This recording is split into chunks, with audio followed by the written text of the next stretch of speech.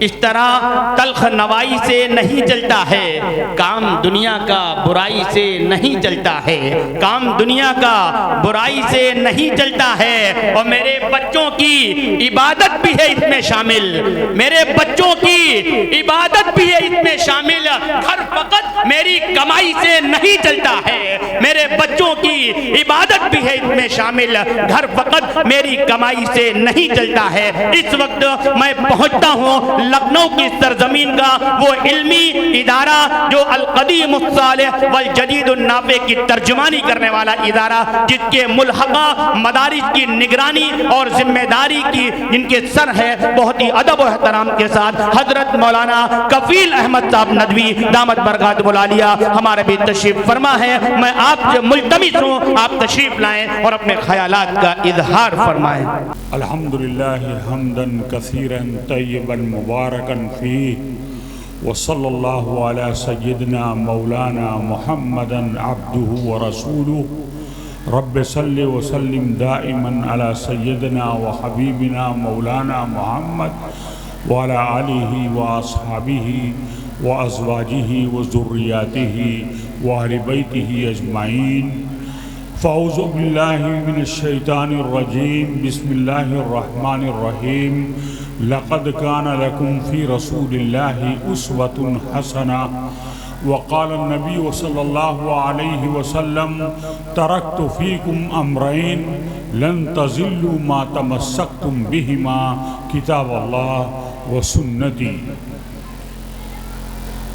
Stage پر جلوہ افروز علماء کرام، خصوصاً اس ادارے کے منیجر صاحب اور اراکین و احباب مدرسہ اور علماء کرام، مشائخ اعظام اور میرے سامنے بیٹھے ہوئے محترم بھائیوں، دوستوں اور معزز خواتین، مائیں، بہنیں، بیٹیاں، سبھی کو سلام عرض ہے، السلام علیکم ورحمۃ اللہ وبرکاتہ۔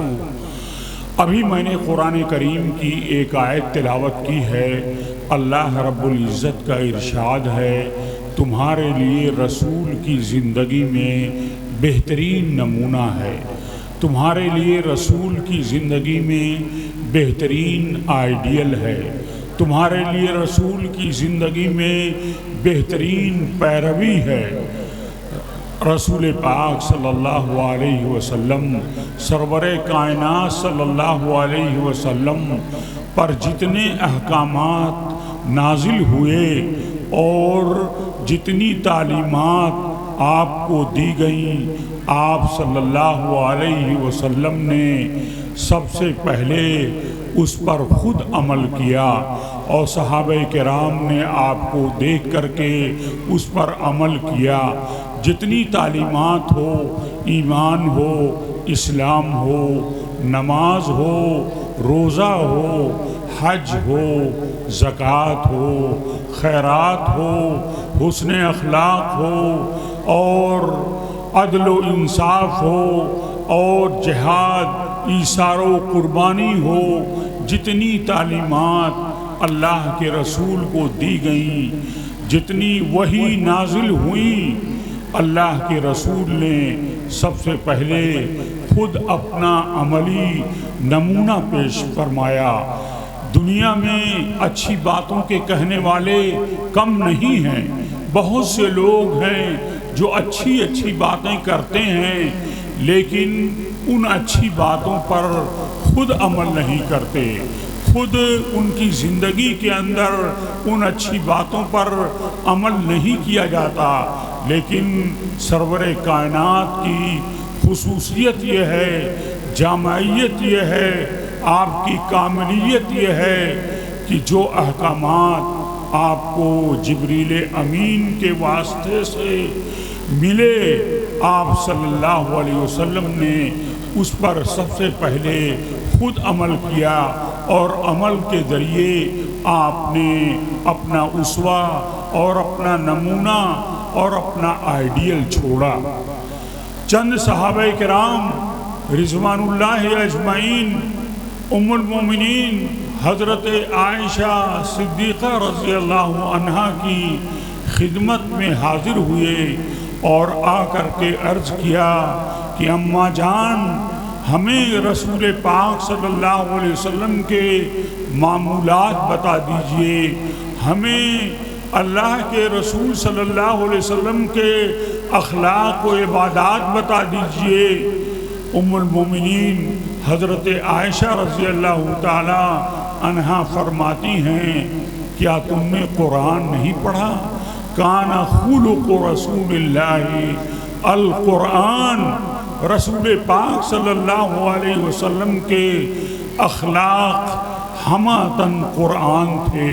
قرآن کریم اللہ رب العزت کے الفاظ ہیں اور کلمات ہیں، اور رسول پاک صلی اللہ علیہ وسلم کی احادیث نبویہ، آپ کی سنت نبویہ، یہ قرآن کریم کی تفسیر ہے۔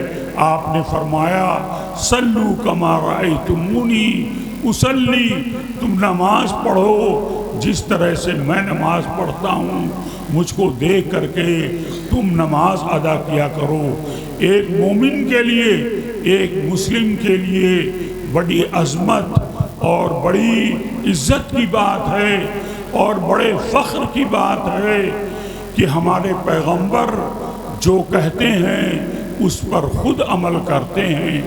اللہ رب العزت نے قرآن کریم میں ارشاد فرمایا یا ایھا الذین آمنوا اذکروا اللہ ذکرا کثیرا وسبحوہ بکرۃ واصیلا، اے ایمان والو اللہ کا خوب خوب ذکر کرو اور صبح و شام اس کی تسبیح اور اس کی پاکیزگی بیان کرو۔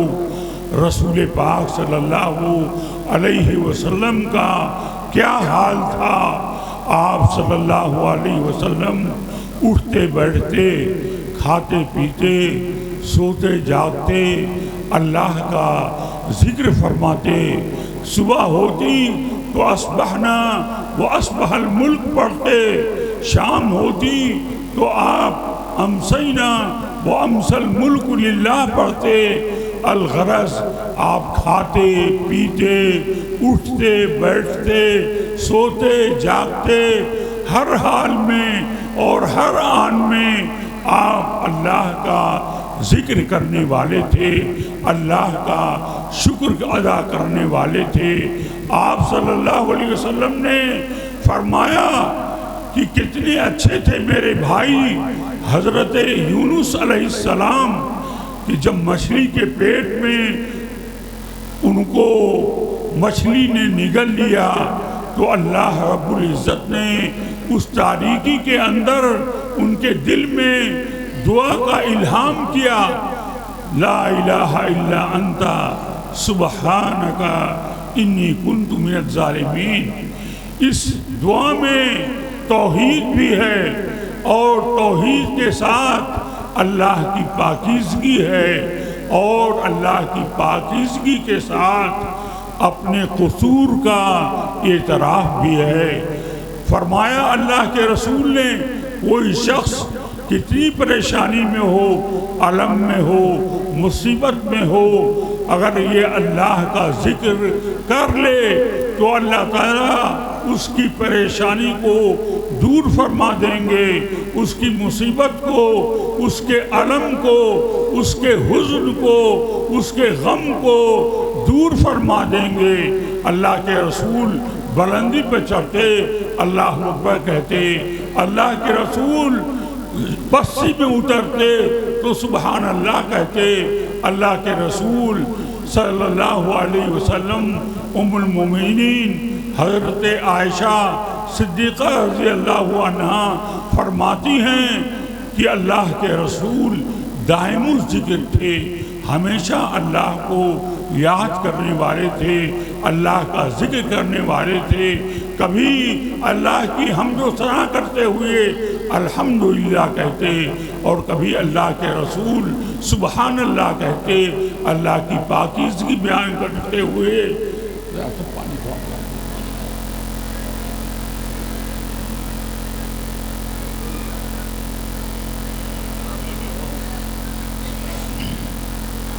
اللہ کے رسول صلی اللہ علیہ وسلم کا اسوہ، آپ کا نمونہ، آپ کی عملی مثال ہے۔ اللہ کے رسول کو اسراء و معراج کا سفر کرایا گیا، اور اسراء بیت المقدس میں آپ نے انبیاء کرام کی نماز پڑھائی، اور جماعت سے انبیاء کرام نے نماز پڑھی۔ پھر آپ کو آسمانوں کی سیر کرائی گئی، اور آسمانوں پر حضرت آدم سے ملاقات ہوئی، حضرت عیسیٰ سے ملاقات ہوئی، حضرت ابراہیم سے ملاقات ہوئی، حضرت موسیٰ سے ملاقات ہوئی۔ اور بعض حضرات یہ کہتے ہیں کہ آپ نے اللہ کا دیدار کیا، اور دوسرے صحابہ یہ کہتے ہیں کہ اللہ کا دیدار تو نہیں ہوا تھا، لیکن وہ نورانیت اللہ کی آپ نے مشاہدہ فرمائی، اور آپ کا دیدار حضرت جبریل کا ہوا تھا، جو حضرت جبریل اپنی اصلی صورت میں تھے۔ اللہ کے حضور سے جب واپس آئے تو حضرت موسیٰ نے کہا کیا تحفہ ملا اللہ کی ذات سے؟ اللہ کی ذات نے 50 وقت کی نمازیں امت پر فرض کی۔ حضرت موسیٰ کے پاس آئے اور بتایا۔ حضرت موسیٰ نے کہا میں نے اپنی قوم کو، اپنی امت کو خوب آزمایا ہے اور خوب دیکھا ہے، آپ اس کے اندر کمی کرائیے۔ اللہ کے رسول بار بار جاتے ہیں اور 5 نمازوں کی تخفیف ہوتی ہے۔ اللہ کے رسول جب 5 نمازیں بچتی ہیں تو آپ فرماتے ہیں کہ اب مجھے حیا آ رہی ہے، مجھے شرم آ رہی ہے۔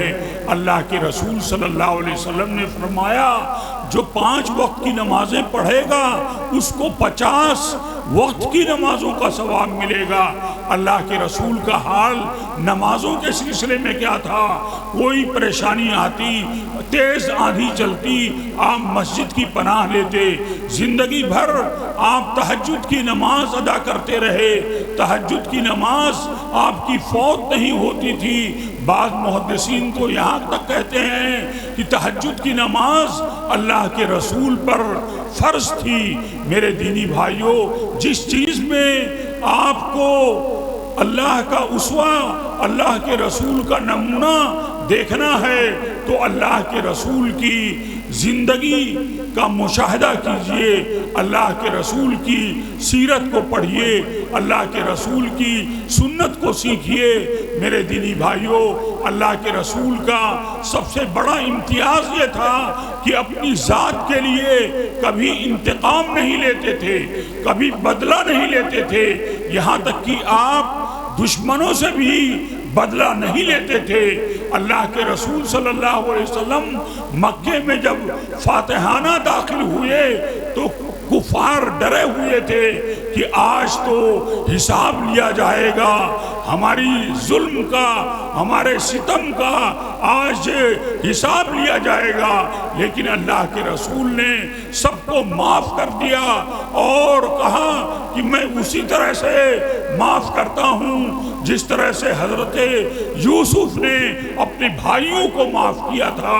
میرے دینی بھائیوں، آج ہمارے مسلمان بھائیوں کے اندر اگر کوئی رنجش ہوتی ہے تو وہ انتقام لینے کی کوشش کرتا ہے اپنے بھائی سے، یہاں تک کہ مسلمان اپنے بھائی کو غلط مقدمات میں پھنساتا ہے اور اس کی صلاحیت صرف کرتا ہے اور اس پر ظلم کرتا ہے۔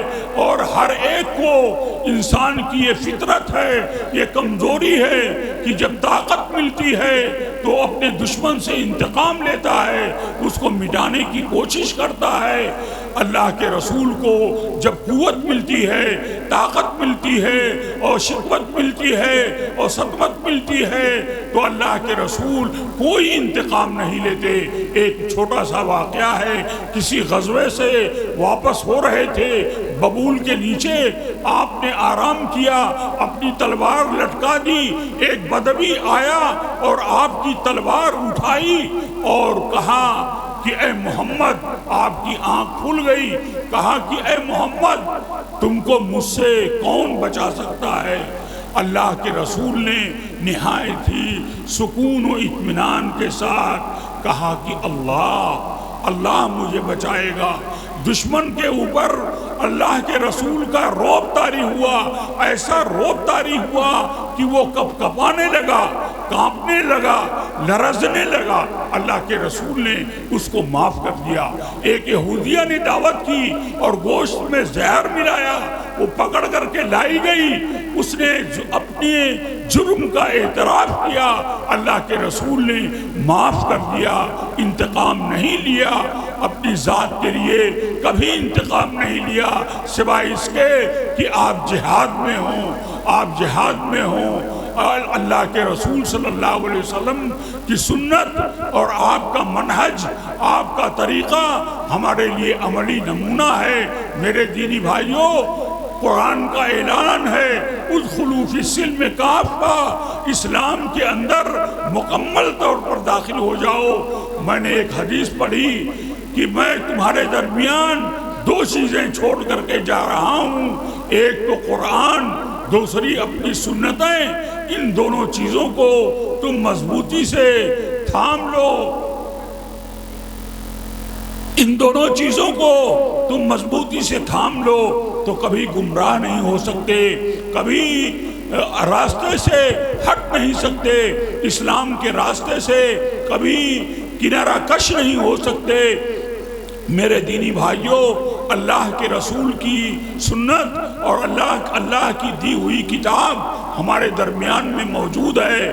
ابھی علماء سے آپ نے ان کا خطاب سنا، اور یہاں اس مدرسے سے ماشاءاللہ 42 طلبہ فارغ التحصیل ہو رہے ہیں، حفظ کی تکمیل کر رہے ہیں۔ میں ان کو مبارکباد دیتا ہوں اور ان کے والدین کو مبارکباد دیتا ہوں۔ اللہ کے رسول نے فرمایا ہے من یرید اللہ بہ خیرا یفقہہ فی الدین، اللہ تعالیٰ جس کے ساتھ بھلائی کرتا ہے اس کو دین کا فہم عطا کرتا ہے، دین کی سمجھ عطا فرماتا ہے۔ ان طلبہ کو اللہ تعالیٰ نے دین کے فہم کے لیے، دین کی سمجھ کے لیے انتخاب کیا ہے، ان کے والدین نے دین کے راستے کا انتخاب کیا ہے اور اشارہ و قربانی دی ہے، دین کی اہمیت کو سمجھا ہے، وہ مبارکباد کے مستحق ہیں، بہت سعید ہیں، بہت خوش نصیب ہیں۔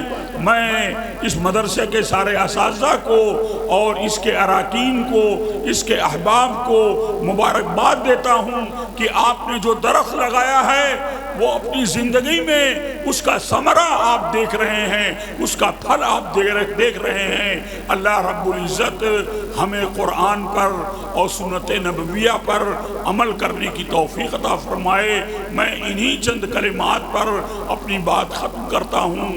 وآخر دعوانا ان الحمد للہ رب العالمین۔